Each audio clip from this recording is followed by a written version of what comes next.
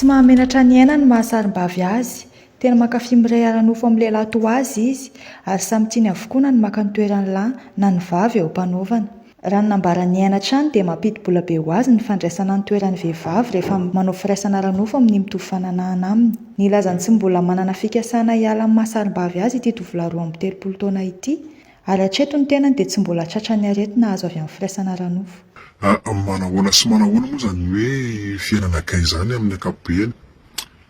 Ny ankapobeny aloha zany fiainana kay raha hoe izy amin'ny ankapobeny dia hitako hoe fiainan'olona milamina be, tokony tsy dia misy olana mihitsy satria mihoatra amin'ny olona hoe hetero zany ny kay manana fomba fijery hafa mihitsy izy dia ohatran'ny tsy dia manam-potoana koa izy zany hoe andaniana fotoana hoe hikritikena fiainan'olona fa ohatran'ny hoe nahazo foana ohatran'ny hoe tiany atao dia hitako hoe fiainan'olona milamina ny fiainana kay amin'ny ankapobeny. Fa mety hoe eto Madagasikara no mety misy indro kely ny atsefatsefany fa amin'ny ankapobeny zany fiainana kay milamina. Nenao zany zao aloha nakianao safidy sa naturel sa ahoana nahatonganao lasa hoe tia lehilahy zany?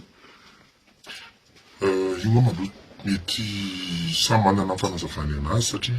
be dia be ny ataontsika hoe tantara ny zavatra io mihitsy. Mety misy zany hoe volavolaindray aman-dreny izy dia somary ampiasaina hoe vavovavy kely izy. Misy ihany koa nefa mety hoe ny zava-misy aina ny nahatonga anazy eo anahan-danitra moa zany mety hoe namana dia mifampitaritarika. Fa raha ny nahy manokana zany dia hitako hoe azo ejona le izy dia rehefa tena diso-jejo be loatra ianao dia lasa misintona amin'le namana ohatrany hoe namana kely iny lasa namanao dia rehefa tafiaraka io moa zany ianao dia lasa vao mahay ohatrany hoe miditra kokoa tany anatin'le izy hoe inona marina le zavatra hampiakatra ny atsetsona. Izay no tena base. Dia hoanao zany zao amin'ny maha hoe akehanao izay plutôt vehivavy ianao sa mandray ny toeran'ny lehilahy kokoa? Ny zavatra iny angamba ny ambony no tena ahitana an'izay hoe lehilahy sa vehivavy ve, fa amin'ny ankapobeny zany ao an-tsaina kosa aloha zany raha hoe ny anahako manokana dia misaina kokoa zany hoe lehilahy kokoa satria izy ohatrany hoe na ny fiakanjoko na ohatr'izany zany tsy dia manao zavatra hoe vehivavy be. Dia leo amin'izay resaka hoe iny ambony fandriana fanaovana firaisana ara-nofo izay, ianao ve zany le ataoko direkta le pasifa sa le aktifa raha atao amin'ny teny gasy amin'ny teny gasy dia hoe ianao ve zany moa zany le mihinana lehilahy sa le hohanin'ny lehilahy? Raha hoe amin'iny lafiny anankiray iny zany aloha amin'ny ankapobeny aktifa kokoa zany angambany fa any anaty ambiance hoe ohatran'ny zava-drehetra ihany misy fotoana ianao zany partenaire-anao mety mba misy fotoana koa izy mba mety mba tianao an'izany aminao dia anjaranao ndray zany mandanjalanja an'iny fa raha hoe ny tena hoe midomina kokoa aty amin'azy zany dia aktifa. Dia inona ny tsaratsara kokoa zany amin'ilay fafinaretana ny azahoana fafinaretana, le pasifa sa le aktifa? Izany hoe raha zavaina amin'ny olona le hohanina sa le mihinana zany hoe aminao manokana ny misy fafiny kokoa? Izy angamba rehefa tena manao an'io ianao amin'ny ankapobeny dia ataoko hoe mety samy mahazo fafinaretana daholo fa matoa zany ny pasifa mijanona pasifa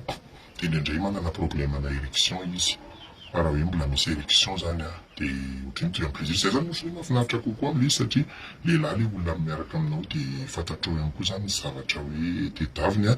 dia le olona miaraka aminao koa mahafantatra hoe inona ny tediavinao dia ohatrany hoe moramora kokoa zany le mifafinaretana raha hoe oharina amin'ny couple hetero zany ny couple homo mifampikomprendre kokoa ny zavatra tedavina dia feno kokoa zany le relation mihoatra amin'ny hetero. Raha hoanao manokana, ianao hoe tsy tia vehivavy mihitsy? Izy tsy hoe tsy tia mihitsy. Misy tiako fa misy hoe tsy tiako fa misy tiako zany. Fa raha hoe mihoatra amin'ny fijeriko azy zany mihoatra amin'ny lehilahy rehetrarehetra dia ohatran'ny misy vehivavy be dia be eo dia misy vehivavy hoe tiako zany dia misy tena hoe tsy dia manaitra anahy fika. Fa le hoana zany fitiavako anazy le vehivavy manaitra anazy vitsy fa le vehivavy tsy manaitra anahy be dia be dia izay mahatonga anahy ohatrany tsy dia taitra amin'ny vehivavy satria hitako amin'ny lehilahy sasany zany ohatrany hoe indraindray mivizy zavatra anankiray fotsiny izy dia izay vehivavy tonga eo dia tiany daholo. Fa ny anahy misy critère mihitsy hoe misy vehivavy ohatr'izao tiako fa tia vehivavy rehefa le vehivavy mifanojo amin'ilay tena tiako ny eo. Izany hoe ianao zany sady manao firaisana ara-nofo amina vehivavy ihany koa? Zay ngamba no maha hoe giana raha ohatra ka mahay tsara ny définition an'ny LGBT ny olona manatrika an'izao fanadihadiana izao dia mahay tsara hoe inona ilay hoe gay. Ny gay zany dia lehilahy ihany izy eny plutôt hoe bi zany zay ngamba ny ilazako azy satria amin'ny LGBT moa zany izay ny anaravana anazy hoe lesbienne, bisexuel, gay dia transsexuel. Zay ilay izy dia miarak'izay. Dia resaka izay ianao midika izay fa hoe miray amina vehivavy kokoa hoe mihany koa ianao, inona kosa zany no tena azahoanao fafiny kokoa no miray amin'ny lehilahy sa ny manao amin'ny vehivavy? Izay ngamba andarak'izay teneniko teo izay hoe rehefa ohatra ka anaty rafiraisana nofo rehefa tena mifankafantatra tsara ny zavatra takin'ny tsirairay ny tsirairay dia izay vao feno ilay orgasme ozy izy ry zareo vahiny. Dia angamba rehefa tena hoe lehilahy zany ny hitanao hoe mahafeno tsara ilay fipetra-tediavinao ilay lehilahy dia any amin'ny lehilahy ilay izy miakatra kokoa zany ilay envie fa ny andeha ilay vehivavy mety hoe mizatra takinao dia mety tsy ataon'ilay vehivavy be dia be zao ny vehivavy ohatra tokony mivantana be ilay fiteny hoe be dia be zao ny vehivavy tsy tia hoe misisy zany ohatry ny hoe tonga dia miaraka fotsiny izy dia hoe za tsisy izany io ohatra. Dia nefa ny matetika zany ny homo matetika ohatry ny alohan'ny anao firaisana nosy eny am-pivombony iny dia misy foana zany izay hoe somary mifampisosisy kely izay ohatr'ohatry. Ianao zao teo amin'ny firy taona teo no tena tafiditra tao anatin'ilay tontolo magia anao dia firy taona teo nefa hoe nahafantaran'olona an'izay ahoana ny imazonao ny anivon'ny fiarahamonina ny fahafantaran'olona an'izany hoe gay zany ianao? Raha ohatra moa zany ka ny atao kely tena hoe ny elonona natao anatin'ilay nanao an'io zavatra io zany ataontsika hoe raha hoe zavatra somary niavaka kely tamin'ny olona rehetra ianao amin'ilay ankapobeny dia eo amin'ny 20 taona teo zany no tena hoe elonona natao anatin'ilay izy fomba fidirin'ny olona indray aloha zany iray moa zany misy fihetsika satria ianao fa ilay miara iny zany ireny olana kely hoe efa zatra miaraka amin'ny ankizy ianao dia misy fotoana misy fihetsika ao somary hita kely zany ianao hoe ohatry ny hafahafa mety manao an'izany dia ny olona zany indray misy ny sasany tonga dia mahitsy fa matetika aloha zany zatratra ilay mahitsy foana ilay mahitsy ilay olona ianao nga zany fa manina manao an'izany dia rehefa ireo olona mahitsy ireo misy ireo tonga dia miaccepte anao koa hoe za mba tsisy problème zany fa zay miresaka amin'olotra zany dia ho anahy manokana aloha zany mbola tsy nahita olana mahitsy fa ny ataoko fotsiny manaja le image mampazay zany ohatra hoe am'toerana anankiray zao ianao be dia be zao le ankizy manao an'io zavatra io na ohatry ny hoe tsy mahafehy an'le teny ratsy miorakoraka mitavadaba manambamba ny olona na manaratsiratsy olona na mamevava dia iny zavatra iny zany tsy dia ataoko fa mipetraka ohatry ny hoe maha olona normal any hoe miditra ao anatina resto ianao na toerana fisotrosotrona iray mipetraka ianao dia misotro ohatry ny olona rehetrarehetra tsy manao zavatra hoe mampiavaka anao ianao zany hoe manao extravagant be ianao amin'ny fihetsika sotra satria izay matetika ny amon'olona ny olona mahatonga le homophobie moa zany na hoe ilay ataontsika hoe eritreritra miantefa amin'ireo olona zay manao an'izay hoe resaka homosexualité zay. Azy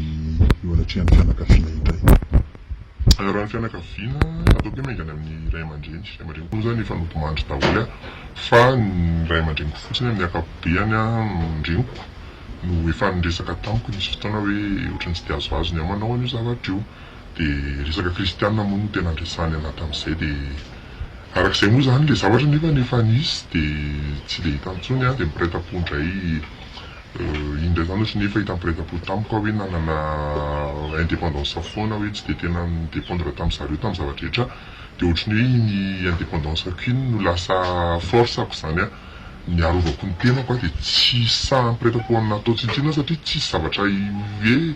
hoe anterako amin'ny zareo dia lasa ohatry ny hoe mahaleo tena foana amin'ny zavatra dia vitako foana ny anana eo ry zareo na tsy eo ry zareo dia ohatry ny hoe tsy satria zany tsy midépendre aminy dia tsy sahy atao tsintsina satria matetika koa ny olona raha vao hoe miankina amin'ny olona anankiray ianao dia tena diso miankina be loatra amin'iny dia lasa ataon'olona hoe aroton'olona amin'izay. Ianao zao hatramin'izay hoe nakianao zay mety efa nisolo lehilahy impiry.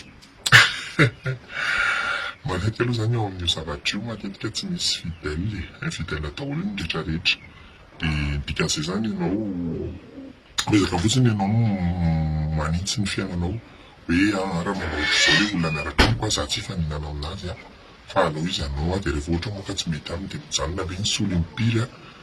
efa maromaro ihany raha tsy voahisandratsy tanàna tsony raha ny ohatra tsy mamenatra izany satria eto amintsika koa indrindrindrindra mbola miankina be amin'ny resaka materialy izany io zavatra io rehefa ohatra ka tsy manana materiel tsara ianao hiatrehana fiainana an'ilay izy dia tsy mahatamana olona anankiray izany ianao fa ohatran'ny hoe te hiova olona hafa indray dia olona miaraka aminao rehefa ohatra ka tsy mahavita ny rendrarendrany ianao. Dia farany sisa mifandray an'izay ihany lazanao teo efa niovaova ny couple niaraka taminao tamin'ny makianao ny lahy niaraka taminao tsy matahotra ny aretina mety aterak'izay ve? Ny resaka aretina ie le izy moa izany ataoko hoe efa feno taona aloha zaho miditra tao anatin'ilay izy dia ny dikan'izay zany efa nanana responsabilité aho zany amin'ny vatako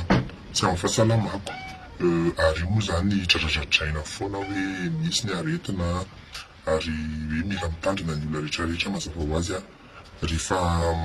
mahavita kosa ianao zany aloha amin'ny ankapobeny manara-maso ny fahasalamanao ataoko hoe mila mpivoamboneny ianao olombelona ianao marary dia rehefa misy aretina mahazo anao dia tonga dia mihazakazaka ihany ianao zany ao anatin'le consultation ataonao hoe dia aloha zany mba hizaha fahasalamana amin'le resaka aretina mety atahorana be hoe resaka azo amin'ny firaisana ara-nofo fa misy fotoana tsy ianao mety hoe mahavita miaro tena amin'ny manao préservatif ihany misy fotoana ianao mety hoe tsy mahavita dia dikan'izay zany rehefa hoe tonga amin'ny fotoana hoe tsy salamalama ianao dia miezaka foana mijery azy fahasalamana zay dia manao test zany zavatra tsara indrindra satria rehefa mahita ianao hoe tsy misy ilay aretina dia afaka miaro tena tsara ianao dia afaka miaina tsara ohatran'ny olona rehetrarehetra.